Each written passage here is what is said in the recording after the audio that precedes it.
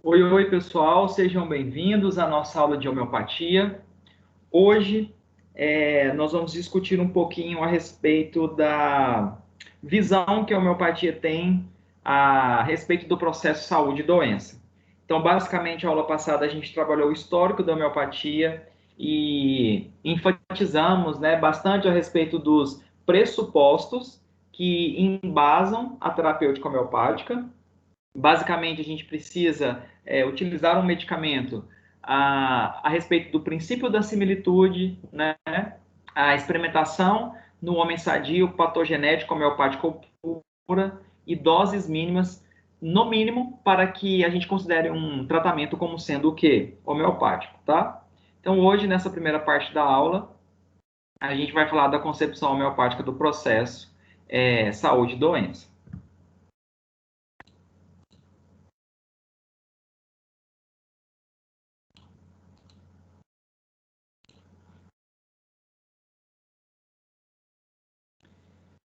Para a homeopatia, o indivíduo é um ser integrado. Mente, corpo, espírito. A homeopatia ela tem uma visão holística do seu paciente. Ao contrário da alopatia, que visualiza o corpo como um órgão doente, segregado pelos seus sistemas e órgãos, né? Por isso que você tem as diversas especialidades médicas dentro da alopatia. Na homeopatia, você tem um clínico homeopata. É uma especialidade médica que não vai ser dividida em cardiologia, ortopedia, angiologia, tá? Você tem um clínico homeopata. Porque para a homeopatia, o organismo, ele apresenta três dimensões: a mental, a dimensão emocional e a física. A dimensão mental é aquela pelo qual o indivíduo pensa, a emocional é aquela pelo qual ele sente, e a física é aquela pela qual ele age. Para a homeopatia, esses três níveis dinâmicos são mantidos em equilíbrio por uma força ou energia vital. Para a homeopatia, você só age baseado naquilo que você sente e você só sente em virtude daquilo que você pensa. Daí a importância, inclusive a psicologia traz, de você cuidar muito de seus pensamentos, porque ele seria o fator desencadeante para as suas emoções e para o que você vai agir baseado nelas, né? A força ou energia vital, então, ela é responsável por manter os três níveis dinâmicos, físicos, mental e emocional, integrados e equilibrados. Para a homeopatia, o que é a doença? É uma perturbação na força ou energia vital. A perturbação nessa força ou energia vital não permitiria que forças defensivas naturais, mecanismos homeostáticos endógenos do próprio organismo por si só, seja capaz de restabelecer o estado de saúde. Aí é onde entra em cena o medicamento homeopático. Na visão da homeopatia, o medicamento ele nada mais será do que um estímulo mais vigoroso para reequilibrar essa força ou energia vital que vai estar perturbada, permitir um equilíbrio das dimensões físicas, emocionais e mentais, para que você restabeleça naquele organismo o estado de saúde. Porque só as forças defensivas naturais, só os mecanismos homeostáticos endógenos por si só não foram suficientes para fazer isso. Mas para a homeopatia é o seu próprio organismo que é capaz de curar de alguma doença ou enfermidade, né? Na verdade, então, as doenças e seus sintomas e sinais clínicos nada mais são do que manifestações deletérias da força vital modificada.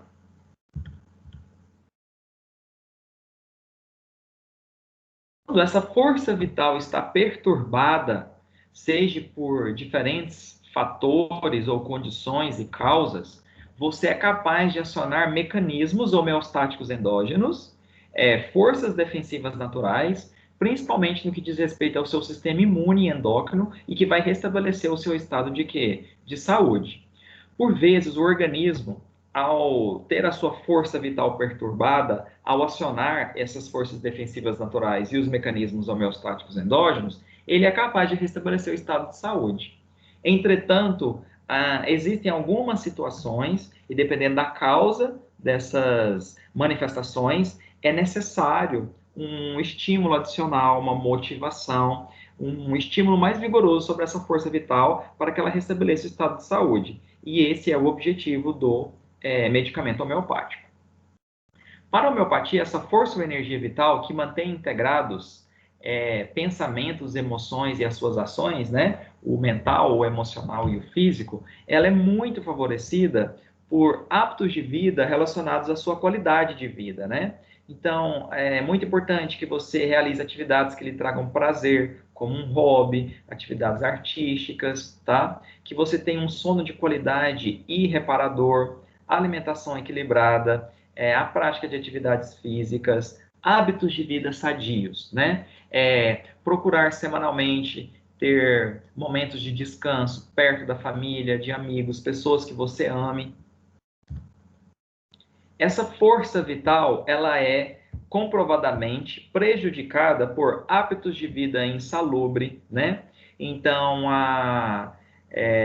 ingestão exagerada de bebidas alcoólicas, o uso de drogas recreativas, uma alimentação desequilibrada e de má qualidade, o sedentarismo, e fatores emocionais também. Indivíduos com tristeza profunda, angústia, depressão, irritabilidade, estresse,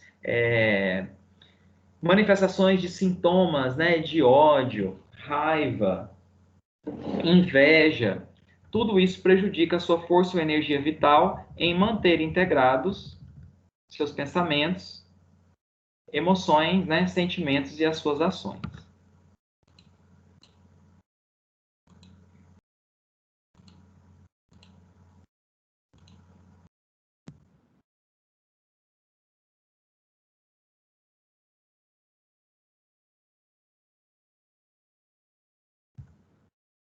Então, pessoal, qual é o conceito de saúde para a homeopatia? Saúde é um estado de equilíbrio dinâmico que abrange as realidades física e psicomental dos indivíduos em suas interações com o ambiente natural e social. Então, é um conceito de saúde que vai muito de encontro com o conceito de saúde para a OMS, a Organização Mundial de Saúde. Para a Organização Mundial de Saúde, saúde não é apenas a ausência de doença, é um completo bem-estar físico, mental e social. Ou seja, para a própria Organização Mundial de Saúde, envolve as dimensões mentais, emocionais e físicas, assim como é o conceito de saúde para a homeopatia, né? Então, para a homeopatia, pessoal, o que é a doença? É o esforço da energia vital de restabelecer o estado de saúde, de equilibrar corpo, mente e espírito. E no esforço dessa força vital de restabelecer o equilíbrio entre as diversas dimensões do corpo, é que se manifestam sintomas do tipo febre, dores, né, de cabeça, vômitos, diarreia, manifestações alérgicas na pele, por exemplo, no sistema respiratório. Bom, para Hahnemann, o pai da homeopatia, né, o organismo é capaz, por meio da sua força ou energia vital, restabelecer o estado de saúde. Quando isso não for possível, você tem um medicamento homeopático como um estímulo ou uma motivação e uma complementação para que essa força vital consiga restabelecer as dimensões do corpo. Mas para Hahnemann, existe um grupo de doenças que não seriam curadas pelos medicamentos homeopáticos e que, se não monitoradas constantemente, elas progridem de maneira gradativa, que são as chamadas doenças crônicas, as diáteses crônicas ou miasmas, tá? Então, Hahnemann desenvolveu a teoria dos miasmas para explicar a existência das doenças crônicas. Miasma ou diátese crônica representa a predisposição, congênita ou adquirida, que os tecidos têm de reagir de modo especial a certos estímulos como expressão da susceptibilidade individual. A Hahnemann, em sua época, classificou as diáteses crônicas ou miasmas em 3 grupos, de acordo com a susceptibilidade individual de cada indivíduo. Então, é como se toda a população pudesse ser enquadrada ou tivesse uma predisposição a determinadas enfermidades distribuídas em 3 grupos, tá? Como se você tivesse 3 predisposições, né? Assim como você tem 12 personalidades na astrologia, né? Lógico que tem as diferenças lá, mas embasadas, relacionadas ao mapa astral, mas você tem 12 signos, né? E aqui a gente teria essa predisposição em 3 grupos.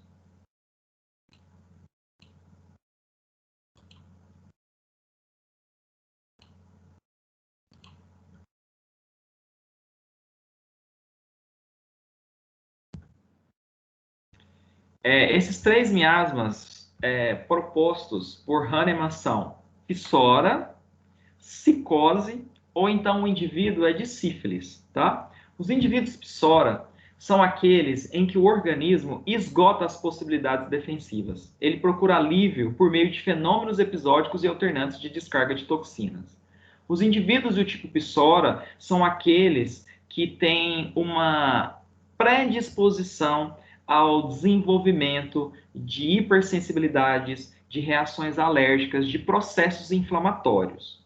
Então, são indivíduos que constantemente manifestam sintomas de rinite alérgica, ao mudarem de ambiente, dormirem fora de casa, em algum hotel, dependendo das condições de armazenamento, higienização, de roupas de cama, ou alguma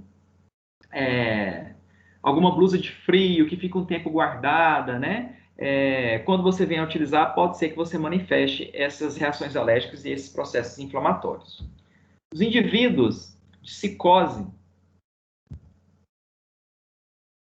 são aqueles em que o organismo altera a quantidade ou qualidade de eliminação ou bloqueia as toxinas, originando neoformações. São aqueles indivíduos que têm muita tendência à formação de excrescências verrucosas. São aqueles indivíduos que manifestam episódios e constantemente alguma verruga pelo corpo, algum condiloma, né? São relacionados a doenças proliferativas de células.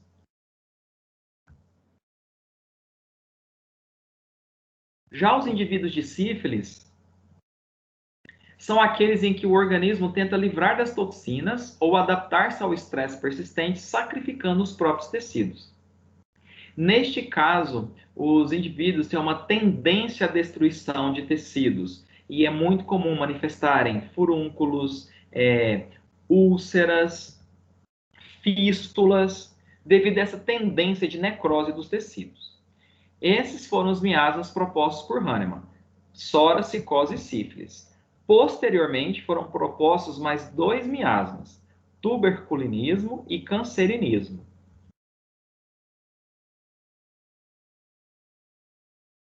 Tuberculinismo seria uma fusão das predisposições de indivíduos de psora, que são aqueles que têm tendência a processos inflamatórios e manifestações de reações alérgicas, com tendência à destruição de tecidos, que é a sífilis, né?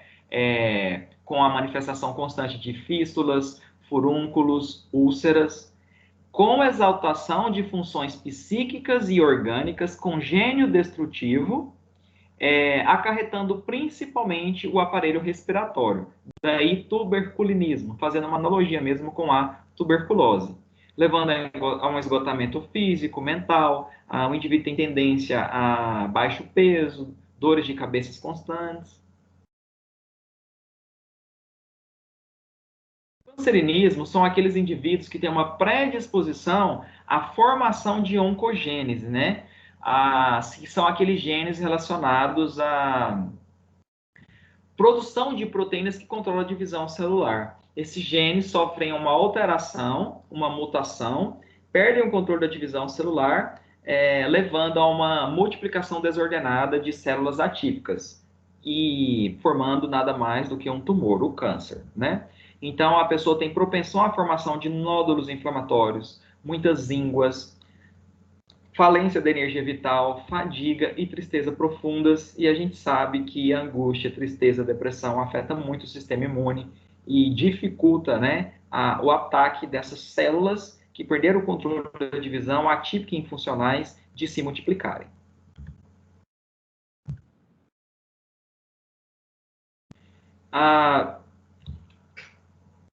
Até mesmo como um embasamento científico, os homeopatas, os estudiosos na área da homeopatia, reconhecem as limitações da mesma.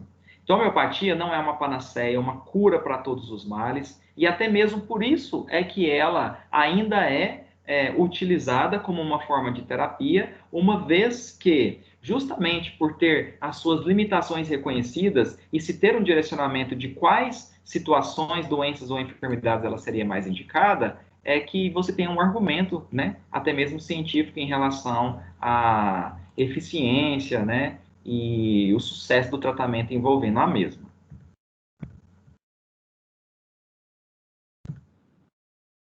Então, pessoal, a homeopatia ela vai apresentar algumas limitações no que diz respeito a condições que requeram mudança nos hábitos de vida.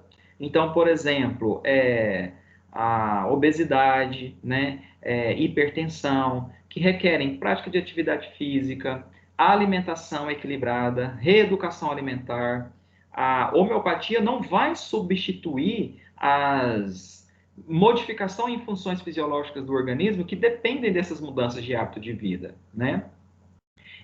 Casos que requeram intervenção urgente, emergente, como infecções graves, tá? Por exemplo, uma infecção hospitalar, choque séptico, septicemia, você não vai ter tempo de fazer o tratamento com um medicamento homeopático. Tem que entrar com antibióticos de geração mais recente e que sejam bastante eficientes e potentes, né?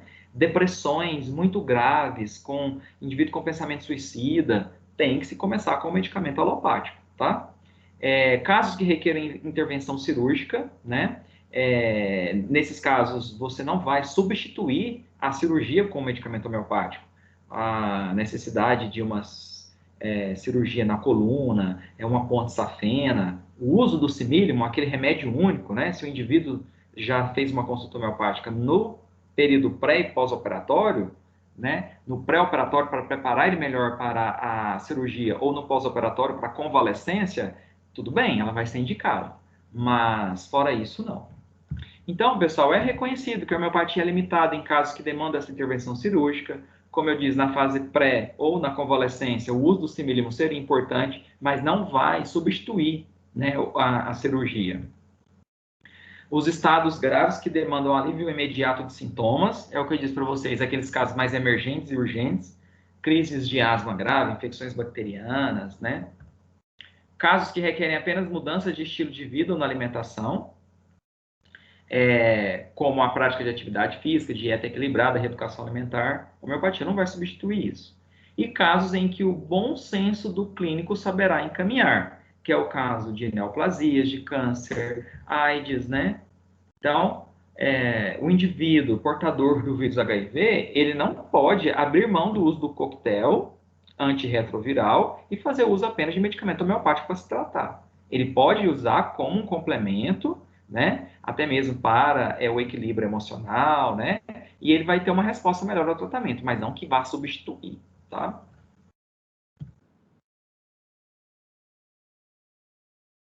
Em relação a essas limitações da homeopatia, pessoal, e a visão que ela tem sobre o processo de saúde e doença, alguém tem alguma dúvida? Gostaria de fazer alguma pergunta? Tem alguma curiosidade?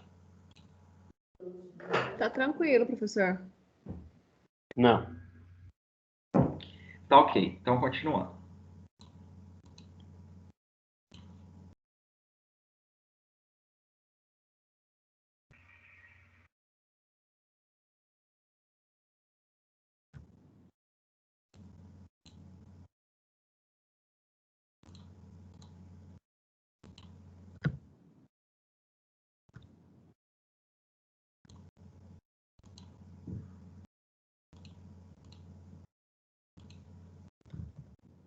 Então, pessoal, daqui umas 2 semanas mais ou menos, A gente vai estudar a composição, características e constituição do medicamento homeopático propriamente dito, tá?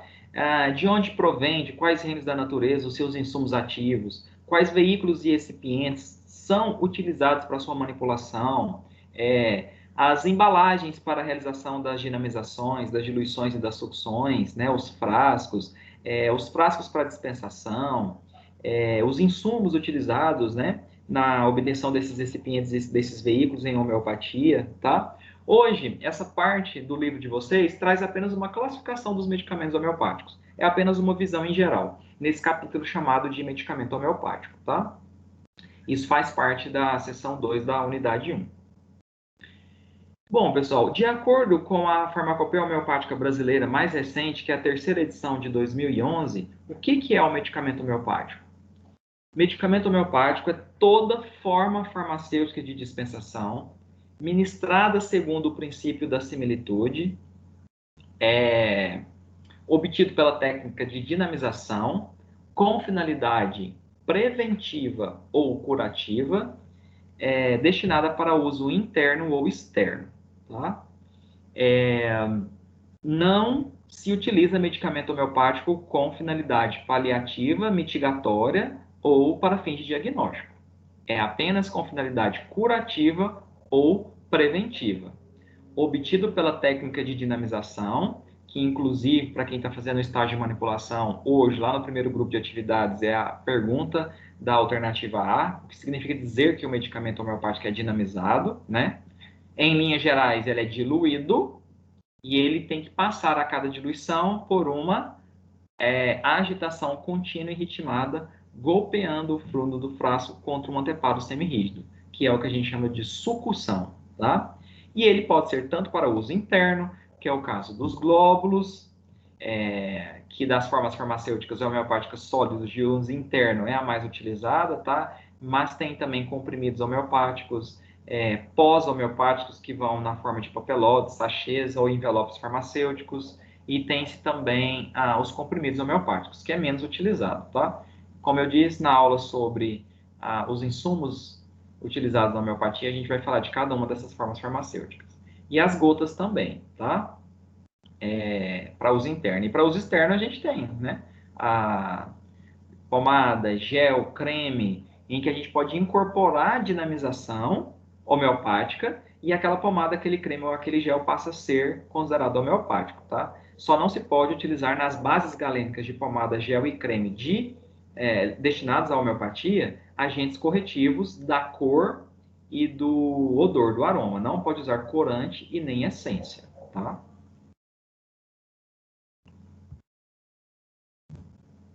Existem ainda 2 grupos de medicamentos que são administrados segundo o princípio da similitude, tá? Alguns deles podem ou não ter uma experimentação patogenética e, por serem manipulados conforme a farmacotécnica homeopática, eles também utilizam pequenas doses, eles são diluídos, mas apesar de estarem sob a responsabilidade do farmacêutico homeopata, ele não é considerado homeopático, tá? Porque aqui o princípio da similitude não envolve uma experimentação prévia em um homem sadio para utilizar aquela substância para tratar um indivíduo doente que manifeste os mesmos sintomas desencadeados por aquela substância ou por aquela droga. Essas classes de medicamentos são os tautoterápicos e os isoterápicos, tá? Os tautoterápicos é quando você utiliza a mesma substância dinamizada, preparada conforme a farmacotécnica homeopática, para tratar a intoxicação por aquele mesmo agente. Então, por exemplo, o uso de chumbo dinamizado para tratar a intoxicação por chumbo. Isso é tautoterapia. Isoterapia, tá? É quando você utiliza agentes provenientes do próprio paciente ou externos a ele, mas que de alguma forma o sensibiliza. Então, os isoterápicos podem ser do tipo auto ou heteroisoterápicos. Os autoisoterápicos são aqueles obtidos do próprio paciente, que têm origem endógena. Então, quando você vai coletar do paciente sangue, urina, um cálculo renal e administrar no próprio paciente, com o intuito de obter algum efeito terapêutico, tá? Os de origem exógena ou heteroisoterápicos são externos ao paciente, mas que de alguma forma o sensibiliza, como é o caso dos alérgenos. Então, você produzir um medicamento heteroisoterápico a partir de alérgenos que são capazes de sensibilizar aquele paciente. Professor, Então, oi? nesses casos que nem agora na COVID, que tem tratamento com o plasma, isso se enquadra? Autoisoterápico, tá? Retirado o quê? Do próprio paciente, tá certo? Se enquadra sim. Não é homeopático, é isoterápico, tá? Tá. É porque não é o plasma dele próprio, né? É o plasma de outra pessoa. Você fala assim, quando já é um paciente que precisa de anticorpos, né, de indivíduos que já se submeteram. Isso, Certo. é isso. Uhum. É isoterápico, mas não autoisoterápico. Aí seria heteroisoterápico. Tá? Ok. Preparo de medicamentos à base de grãos de pólen ou da poeira da casa do indivíduo. Às vezes se coleta isso para produzir o medicamento, tá? No intuito de diminuir as crises de alergia, aí isso é heteroisoterápico, tá? Não é homeopático. As vacinas também induzem a produção de anticorpos, né? Heteroisoterápicos, é de origem exógena, mas de alguma forma vai sensibilizar o paciente. O caso do uso do plasma, né, com os anticorpos purificados, também é heteroisoterápico. Os medicamentos homeopáticos, eles são classificados em 3 categorias de acordo com a maior ou menor dispensação deles na farmácia homeopática, de acordo com a maior ou menor prescrição deles, tá? Então, a gente tem medicamentos considerados policrestos, semipolicrestos e os medicamentos menores. Os medicamentos de maior demanda na prática clínica homeopática, os que têm maior dispensação em farmácias, os que são os mais prescritos, são os policrestos. Mais utilizados na clínica diária, medicamentos de mais alta prescrição, tá? Exemplos, arnica montana, que é um medicamento homeopático diluído a partir da tintura da arnica, que é uma planta. Calcária carbônica, né, em que você faz as diluições a partir da tintura obtida do raspado interno da concha da ostra, então isso aí é de origem animal. Carbovegetales, você também faz a dinamização a partir da tintura da casca, da periderme, né, do lenho de uma planta que tem uma coloração escurecida, que é conhecido como carvão vegetal, e a laquesis mutas é quando você faz a diluição utilizando como insumo ativo o veneno da cobra surucucu, tá? Medicamentos semipolicrestos, eles apresentam ricas patogenesias, né? Tem-se a elucidação dos sintomas físicos, mentais e emocionais que essas substâncias desencadearam quando testadas em indivíduos sadios. Entretanto, elas não são tão prescritas ou tão dispensadas quanto os policrestos. Então, são semipolicrestos, tá? Ácido nítrico é a diluição a partir do ácido nítrico, então, insumativo é de origem mineral. Cantares vesicatória é obtida a partir da tintura da cantáridas, que é um animal, um besouro, tá? Um coleóptero. Medorrinum. Medorrinum, pessoal, ele é considerado um autoisoterápico. E é obtido a partir da coleta do pus blenorrágico, da secreção do indivíduo que esteja contaminado com a Neisseria gonorrhoeae, que é a bactéria causadora da gonorreia, tá? Esses insumos ativos, eles só são disponibilizados por laboratórios que têm uma autorização especial de funcionamento, com toda uma infraestrutura, treinamento de funcionários e uso de equipamentos de proteção individual para a coleta desse material e disponibilização dele, tá? Natrium muriático é a diluição para a produção do medicamento homeopático a partir do sal marinho. Então, é de uma substância obtida do reino mineral, né? Os medicamentos menores são aqueles pouco utilizados e dispensados na clínica médica diária. Um exemplo seria um medicamento diluído a partir da tintura da Mamelis virginiana, que é uma planta, né? Muito rica em tanino. O clínico homeopata, ao se decidir buscar por essa especialidade médica, ele tem um grande desafio.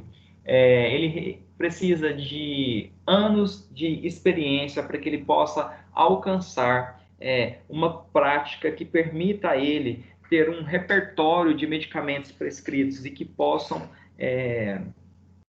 eficientemente tratar enfermidades envolvendo seus pacientes, tá?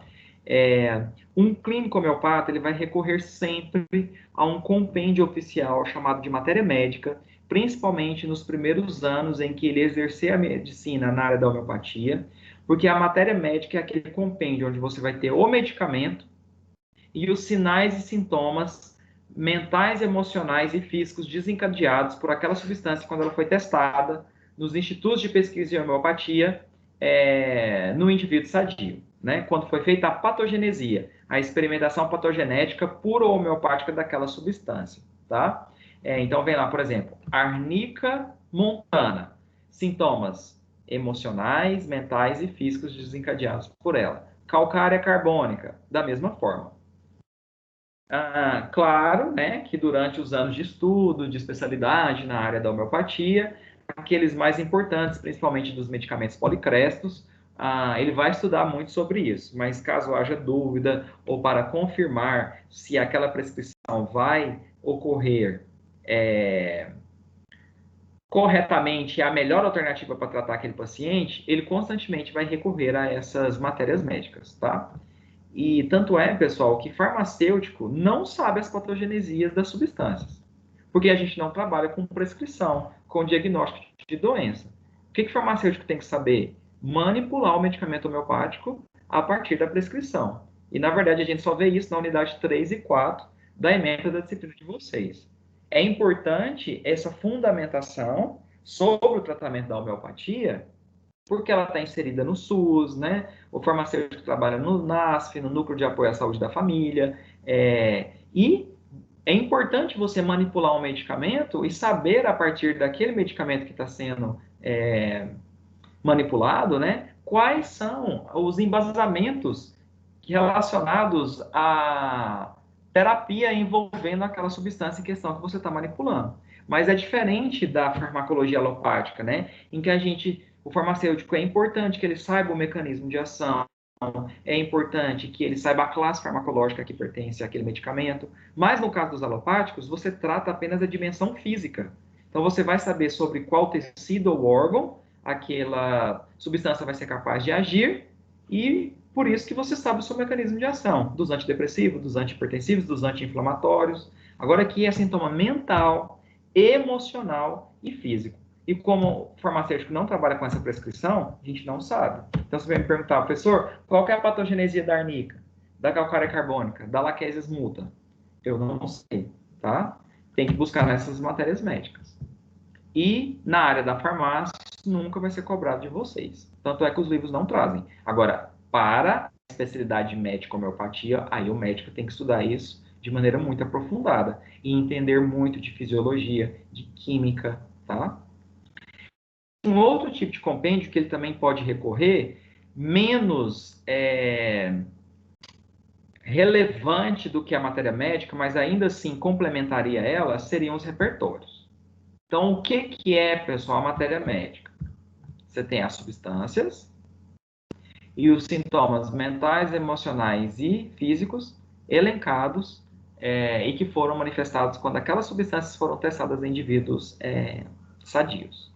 O repertório, ele vai trazer um grupo de sintomas mentais, emocionais e físicos. E lá embaixo, uma relação dos medicamentos homeopáticos que estão relacionados àqueles sintomas. Aí vem um outro grupo de sintomas mentais, emocionais e físicos relacionados entre si. E quais os medicamentos homeopáticos que estão relacionados, né, ou que ao serem testados, desencadearam aquele grupo de sintomas. Na verdade, o repertório ele é mais consultado como um complemento da matéria médica para que, quando o clínico homeopata está com alguma dúvida, tá? Por isso que a matéria médica homeopática é mais importante para o médico homeopata que o repertório.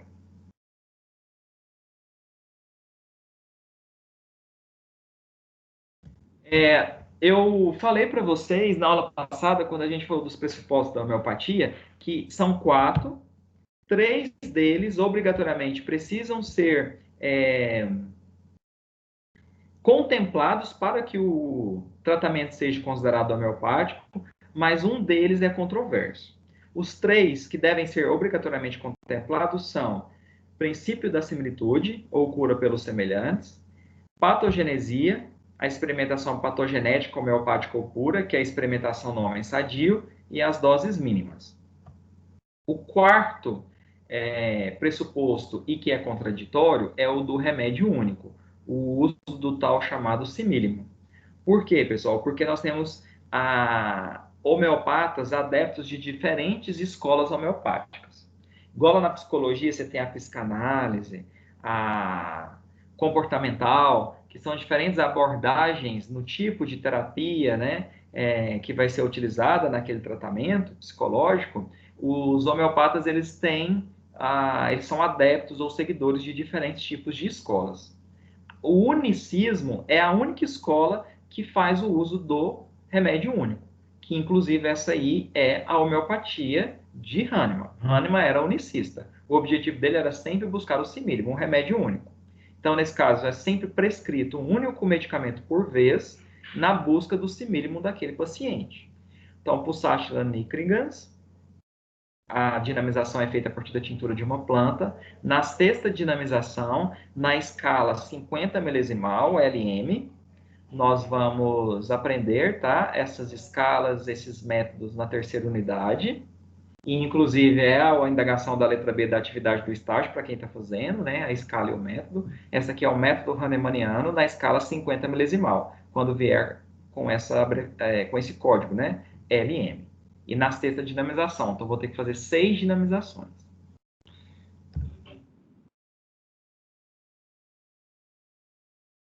Professor, dinamização, essa palavra aí que você disse, é a diluição?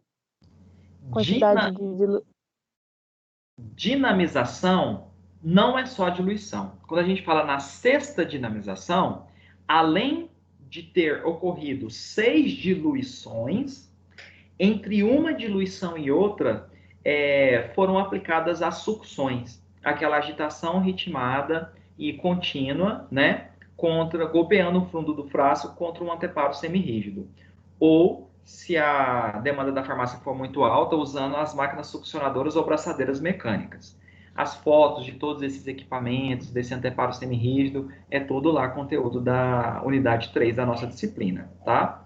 Então, quando você fala na sexta dinamização, não significa que ele foi apenas diluído. Entre uma diluição e outra, ele sofreu sucções. E são 100 sucções em cada diluição.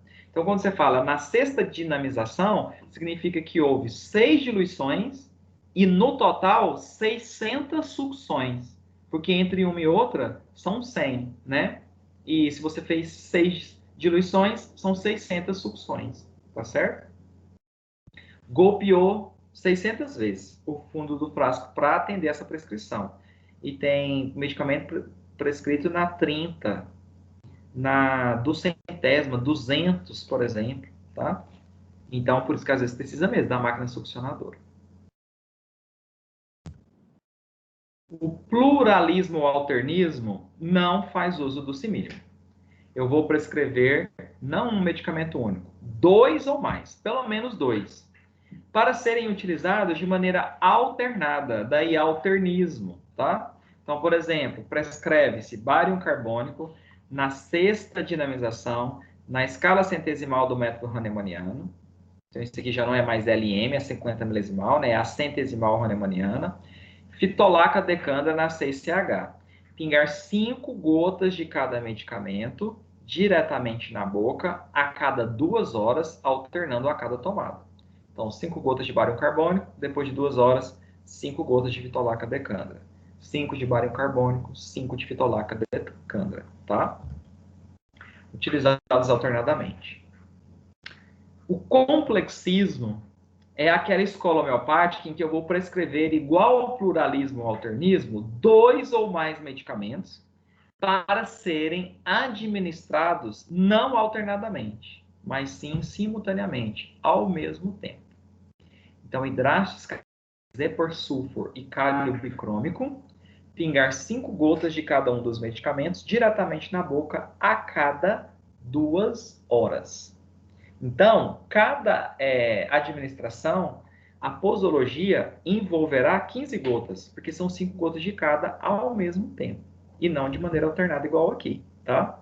O complexismo, pessoal, é o medicamento homeopático industrializado. Ele traz complexos, diferentes insumos ativos num único medicamento, tá? Isso aqui, ele não atende ao tratamento em específico de um paciente. Não é uma prescrição magistral individualizada, tá? Isso aqui geralmente são medicamentos homeopáticos com comprovada ação terapêutica para tratar sintomas em geral da população. Atender a população sem análise do indivíduo. E aqui, contrariando um pouquinho daquele conceito de medicamento homeopático, ele atua apenas como um paliativo, apenas como um efeito mitigatório, tá? Diminuir sintomas. Por quê? Porque como ele não atende o paciente, não é uma análise do paciente, ele não passou por uma consulta homeopática, ele não vai ter um poder curativo e preventivo de maneira adequada, tá? É muito comum medicamentos homeopáticos industrializados na forma de complexos para tratar sintomas de epidemias na população. Então, por exemplo, um medicamento homeopático contém uma mistura de ativos para tratar sintomas de Zika vírus, da dengue, por exemplo, tá? Se desenvolvesse aí um medicamento com 4, 5 insumos ativos liberados pela indústria para diminuir sintomas relacionados à Covid, por exemplo, estaria no complexista. A organicista, ela usa o princípio da similitude, usa um medicamento único, mas ela tem uma conduta muito semelhante à da medicina alopática. Porque aqui, apesar de se utilizar o princípio da similitude, as diluições, doses mínimas, eu vou visar tratar ou abarcar apenas um sintoma físico, apenas um órgão do corpo, daí organicismo, tá? Então, por exemplo, Urtica urens é um medicamento diluído, produzido a partir da diluição da urtiga, que é uma planta que tem tricomas glandulares urticantes que causam prurito, coceira. E aí esse medicamento vai ser prescrito para ser aplicado topicamente na pele, no intuito de diminuir prurido, coceira, tá? O clínico prescreve o medicamento visando o órgão doente, considerando as queixas mais imediatas do paciente. É uma conduta próxima da medicina alopática, porque só leva em consideração a dimensão física do corpo, tá?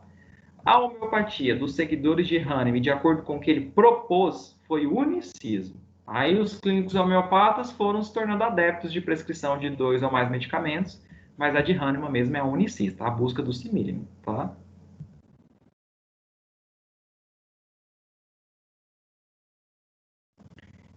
Além, pessoal, do tipo de escola o qual o clínico homeopata será adepto, né? Ele pode utilizar também diferentes critérios no seu raciocínio clínico para a prescrição do medicamento homeopático. Então, ele pode utilizar o raciocínio patogenético, que é aquele mais comum, em que ele vai buscar, né, a patogenesia, a experimentação no homem sadio daquela substância por meio de consultas nas matérias médicas e repertórios que eu expliquei hoje para vocês. Por vezes, ele pode partir do raciocínio clínico etiológico, baseado na identificação do próprio agente patogênico. Os ativos empregados nesse caso vão ser derivados de bactérias, né, micro-organismos, vírus, fungos, alérgenos, né? Isso aí é muito comum, a manipulação dos isoterápicos nesse caso, e não de um homeopático, tá? Então, neste caso, os fatores que desencadeiam o quadro sintomático atual, é através dele que você vai buscar a prescrição de um determinado medicamento, tá? O anatomopatológico é quando você faz uma comparação, uma analogia das informações tóxicas e ou fisiopatológicas provocadas pela substância. Aí, nesse caso, pessoal, por exemplo, né, a picada de abelha apis mellifera causa um edema e inflamação, os sintomas da inflamação, dor, rubor, tumor, calor, né? Assim, este inseto, ou seja, você utilizar a tintura obtida da abelha, da apis mellifera, para fazer a diluição e preparar um medicamento homeopático, vai ser aplicado em casos de edemas com sintomas semelhantes, para tratar processos inflamatórios, né? Ou então eu posso também basear no biotipo do indivíduo, que são características físicas com propensão do indivíduo desenvolver determinadas doenças, tá? São características morfológicas, fisiológicas, psíquicas, resultantes da condição hereditária que representa uma disposição reacional. Em 1947, foi proposto por um homeopata 4 biotipos na população. De novo, igual nós temos lá as doenças crônicas, né, em grupos, psora, psicose, sífilis, tuberculinismo e cancerinismo, nós temos os 4 biotipos na população, que foram propostos por Henri Bernard em 1947. Então, isso aí não foi Hahnemann que propôs, não, tá? E os 4 biotipos são esses. Então, os indivíduos do tipo carbônico, como vocês podem ver aqui pelo estereótipo físico da figura, né, são indivíduos com tendência à obesidade. Então, eles têm tendência a alto peso, né? Eles têm um aspecto quadrado, se desenvolve na espessura, e geralmente eles tendem a ter baixa estatura.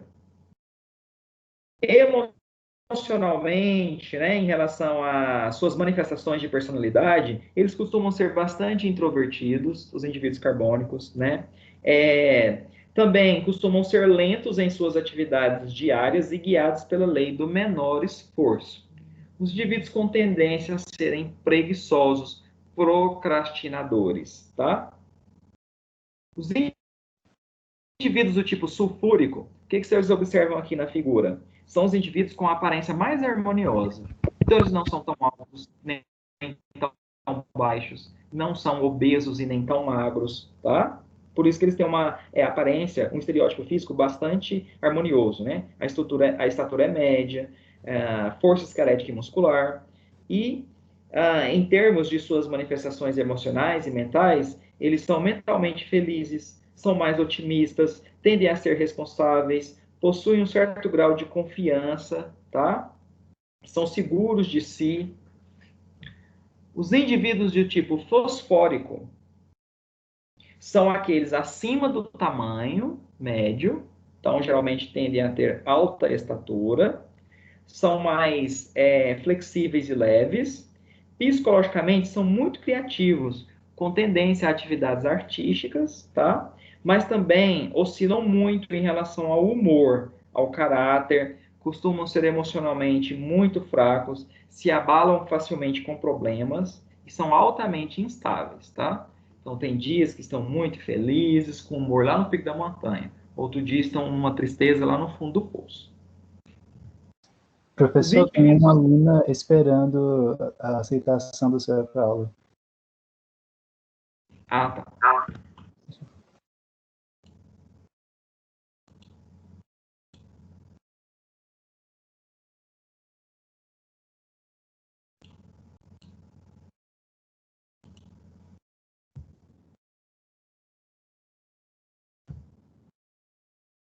Os indivíduos do tipo fluórico, que é o último, né? Eles têm uma estatura variável, então eles podem ter estatura alta ou baixa, isso aí não caracteriza muito eles, não. Quase sempre tem uma estatura baixa, mas não sempre, né? Eles têm um olhar assimétrico, podem ser por vezes vesgos, são desajeitados e então por vezes costumam ser bastante engraçados, apresentam gestos rudes, impensados, são emocionalmente imprevisíveis, ranzinzas, rabugentos, tá? Confusos e com uma tendência de comportamento autodestrutivo. Esses biotipos, pessoal, em que a população se enquadra em maior ou menor grau em cada um desses 4 tipos, né? A descrição de cada um deles vocês encontram no livro didático de vocês, tá? Na seção 2 da unidade 1. Estão descritos lá os 4 tipos. E para encerrar essa primeira parte da nossa aula, a gente vai falar um pouquinho a respeito da consulta homeopática. Pessoal, uma consulta homeopática ela é bem diferente das práticas médicas vigentes na alopatia, em que você busca especialistas, né? E dependendo do que ele observar, ele te encaminha para um outro especialista daquela área. Por vezes é uma consulta, nem sempre, tá? Mas é que o médico mal olha nos seus olhos, fica anotando numa ficha, te prescreve um medicamento ou alguns exames, e só a partir disso é que ele vai propor algum tratamento para você, né? Na verdade, na homeopatia, os exames laboratoriais não são essenciais, tá? A consulta é bem morosa, delongada, porque o que a consulta homeopática busca, pessoal? Entender como que o paciente manifesta a sua doença. Porque a visão que cada um tem em relação às situações do cotidiano, ou os desafios em que você é colocado diariamente da sua vida, é diferente. Tem pessoas que passam por determinadas condições com um grau de equilíbrio emocional e a maneira como ele reage àquilo ali é muito diferente em grau de intensidade, a maneira como ele vivencia e experiencia aquela situação de um outro indivíduo. E a homeopatia, ela busca isso, a forma como o indivíduo manifesta a sua doença. Até os limiares de dor são diferentes. Um indivíduo pode descrever uma dor de cabeça como sendo algo insuportável e outro pode ter uma dor naquele mesmo grau e ele vai conseguir, mesmo com ela, realizar as suas atividades do dia a dia, tá certo? Então, a homeopatia não é apenas a medicina de um sintoma de uma doença, mas é daquela pessoa em particular. Por isso que a escola complexista, com aquelas misturas de medicamentos, não trata o paciente, mas a população, né? Ela é bastante subjetiva e é a maneira como o indivíduo manifesta a sua enfermidade. Para Hahnemann, para se conseguir a cura, é preciso ter um retrato fiel da enfermidade, compreender a totalidade de sintomas. O médico que quer traçar o quadro da enfermidade precisa observar com atenção e anotar com fidelidade. Então, isso aí são palavras de Hahnemann, lá onde ele deixou do embasamento do tratamento homeopático e da farmacotécnica homeopática, naquele livro que ele publicou em 1810, né? Que é o Organon da Arte de Curar.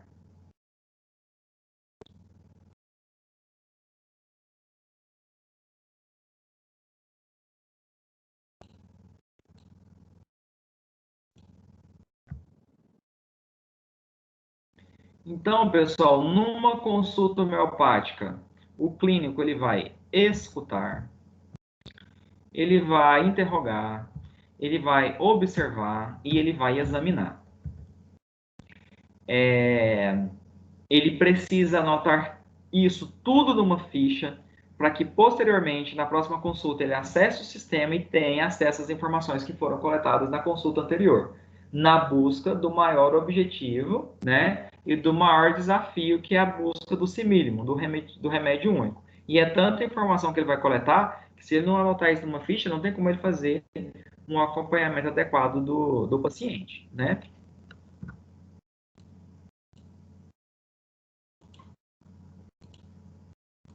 Durante a sua formação, o clínico homeopata, ele trabalha com muitas habilidades relacionadas à parte humanitária, para que ele deixe o paciente o mais à vontade possível e motivando a um relato espontâneo, que o paciente possa se expressar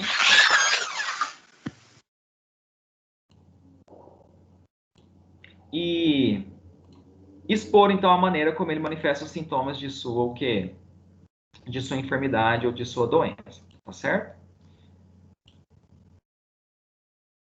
Não só os sintomas físicos vão ser motivados a ser relatados pelo paciente, pelo clínico homeopata.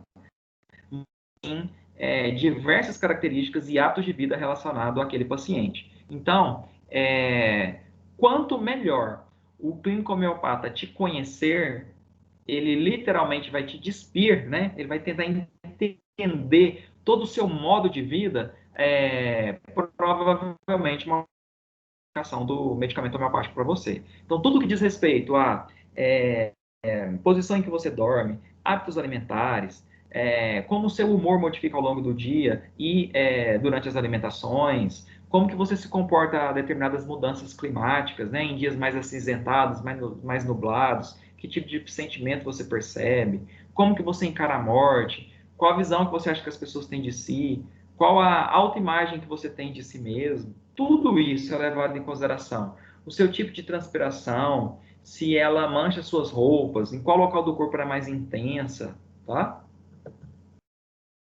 Então, sempre buscando ou permitindo que o paciente faça um relato espontâneo, né? Então, utilizando perguntas abertas, pode falar mais sobre isso, notou alguma outra coisa, como era a sensação, utilizar sinais não verbais para que o paciente prossiga o relato, como balançar a cabeça, sorrir, repetir a última frase do paciente, demonstrando que você está prestando atenção no que ele está dizendo, tá?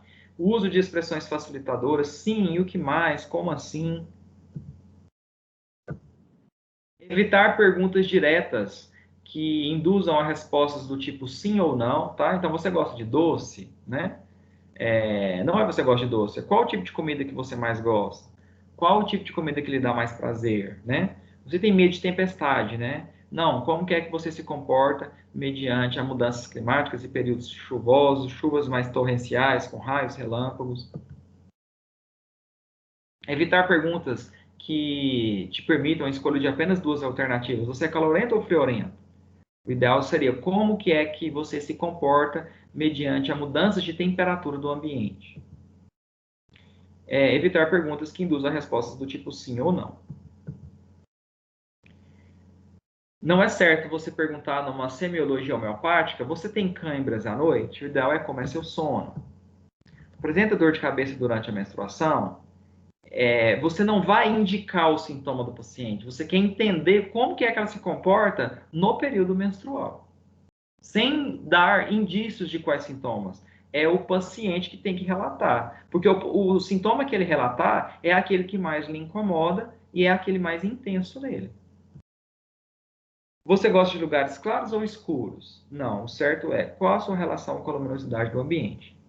Tem indivíduos que gostam de passar durante o dia com os cômodos da casa, com venezianas fechadas, o mais escuro possível, mesmo que seja durante o dia. Todas as portas de armários, guarda-roupa fechado. Outros indivíduos adoram, levanta de manhã, deixa os armários tudo aberto, abrem todas as portas, janelas, adoram estar em ambiente com muito blindex para ter a incidência de luz solar. É de indivíduo para indivíduo, varia. Investigação de sintomas gerais. Qual horário das 24 horas que você se sente melhor? Qual a estação do ano que você mais gosta? Como sente as mudanças de tempo? O que sente antes, durante e depois da tempestade? Como é a sua transpiração? Local, tipo, odor, mancha a roupa? Que alimentos te fazem mal? Tem desejo especial por algum tipo de alimento? Tem aversão a algum? Como é o seu apetite? Como você se sente antes, durante ou após comer? Como é a sua sede, uma média da quantidade de líquido ingerido ao longo do dia? Como são as suas fezes, consistência, pastosa, intestino preso, coloração mais escura, mais clara? E a sua urina tem algum odor característico próprio, né, que a gente chama de sui generis, ou ele é diferenciado? Para mulheres, qual a duração do seu ciclo menstrual, o fluxo, o aspecto de sangramento, quais são as mudanças físicas no estado de humor durante o período menstrual, como você fica antes, durante ou após esse período, como é seu sono, dorme em alguma posição preferencial, como é o seu humor ao levantar. No estado febril, quando você tem febre, como fica a sua sede, seu suor, seu humor, seu comportamento. Pode ser feita perguntas do tipo como você é para a investigação dos sintomas mentais, tá? Então, sintomas mentais, como você é? Que ideia você tem de si mesmo? Como acha que os outros lhe veem? O que lhe tira do sério? Como você vê o futuro? Como você encara a morte? Você tem algum medo? Tem algum sonho? Como sente o passar do tempo? Como é a sua concentração no trabalho? Como é a sua memória? Vejam bem, pessoal, isso aqui são exemplos dentre inúmeras outras indagações feitas pelo clínico homeopata e por isso que não tem como uma consulta homeopática ser rápida. Ela é muito demorada. Então, a consulta homeopática vai basear muito na escola homeopática do clínico em questão, se ele é unicista, pluralista, alternista ou organicista, no raciocínio clínico, né? Lembra? Patogenético, o anatomopatológico, o biotipológico ou etiológico, para que eu tenha a mais perfeita totalidade dos sintomas capazes de espelhar a imagem do seu estado enfermo particular, né? Não pode ser uma coleta fria de sintomas. O clínico homeopata tem que anotar tudo em uma ficha arquivada na memória do computador para ser acessada a cada nova consulta e, principalmente, se ele for unicista, para a busca do simílimo. Eu disse para vocês, né, que os exames laboratoriais não são essenciais no caso da consulta homeopática, pode ser que se prescreva ou não, né? E após todo esse levantamento, tem início a fase mais difícil da consulta médico-homeopática, a identificação do simílimo.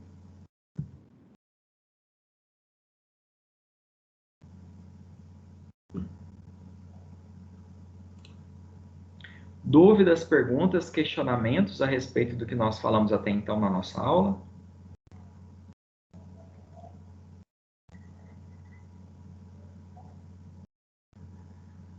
Eu vou finalizar a gravação dessa parte da aula, pessoal, porque agora a gente vai falar sobre a farmacologia homeopática, para que eu possa postar separadamente as gravações e elas não ficarem muito extensas, tá ok?